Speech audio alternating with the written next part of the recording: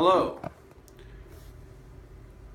In this segment, I'm going to be sending you videos along with a PowerPoint that together should make a mobile, a pocket, so to speak, version of the North Slope Borough Management Training class that was developed some time ago.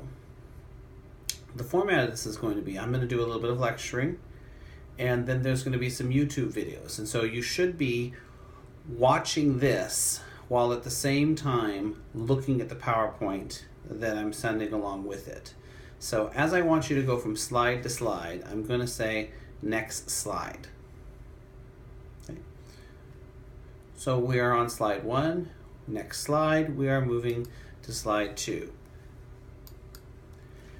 This particular part of this class is on the history of management. Okay. This is the first class out of a 10-segment class that has many different modules, that goes in many different directions, but you can't learn what's going on if you don't know what has happened before. I mean, you could, but you're not going to have the context to fully understand it. So, what is the purpose of a manager? Is it to assign tasks? Is it to report on success? Report on failures? No. The purpose of a manager is to create a productive and sustainable workforce as possible. Once again, is to help create the most productive and sustainable workflow possible. Okay. What you're looking for efficiencies. What do I mean by creating efficiencies? Okay, what an efficiency is, it's the amount of work divided by the time it took to do the work. The amount of work divided by the amount of time it took to do the work. So how do you make yourself more efficient? Well, one way is to get more work done in the same amount of time. If you can get more work done in the same amount of time, you're more efficient.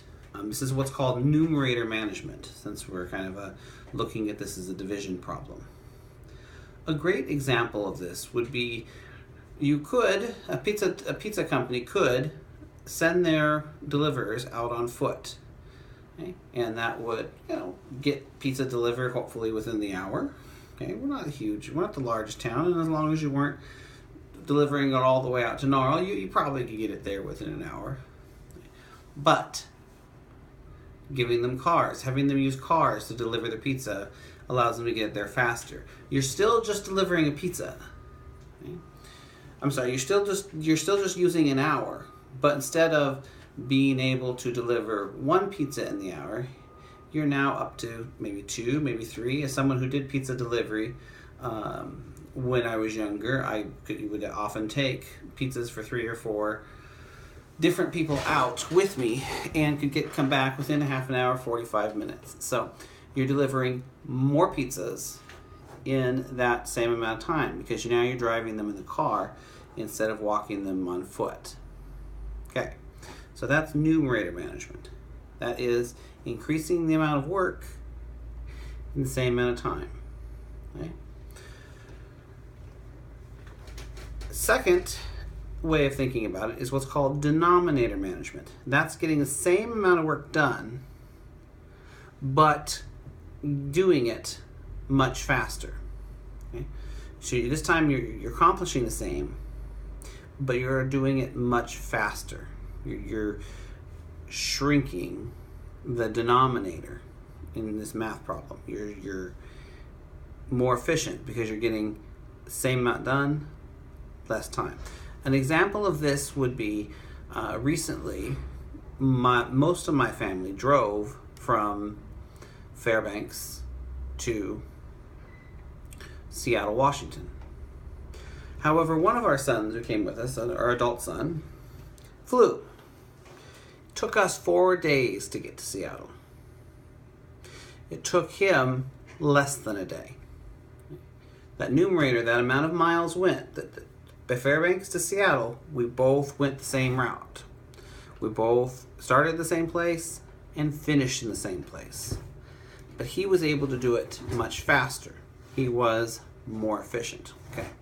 So what we're going to be doing is we're looking for efficiencies. We're looking for ways of making ourselves more productive by being more efficient. Get more done in the same amount of time, or to get the same amount done in less time. Okay. We're now going to move to slide 3. Next slide.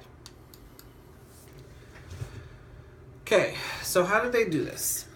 Well, in the very beginning, a man named Frederick Taylor began thinking about how to study the way workers perform their tasks. Okay. He had been a bricklayer and noticed that people who he was working with weren't getting as much done as they could. So he decided to gather all the information, gather all the informal job knowledge that the workers possessed. He talked to the people he was working with, started in the bricklaying, but went on to a lot of other businesses too. Okay. First thing we go in, figure out what everybody knows, or at least thinks they know.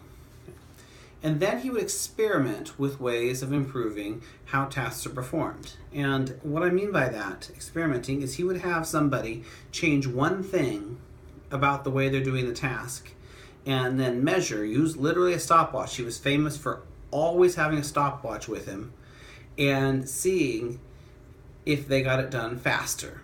Seeing if they could get that same amount of work done faster by making this one change. And he would try a lot of different changes and then try those changes together until he'd come up with the fastest way of doing it based on the changes he was making. And then once he'd done that with one employee, he would move to the next and teach the next and the next. And he was very good from the very beginning at figuring out how to make individual workers more productive. Now, the important thing I'm saying here is the individual workers.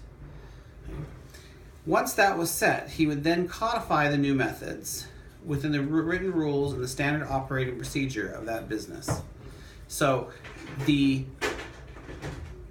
business would then make that way of doing it standard, make it the way one had to do the job there within the company. Okay.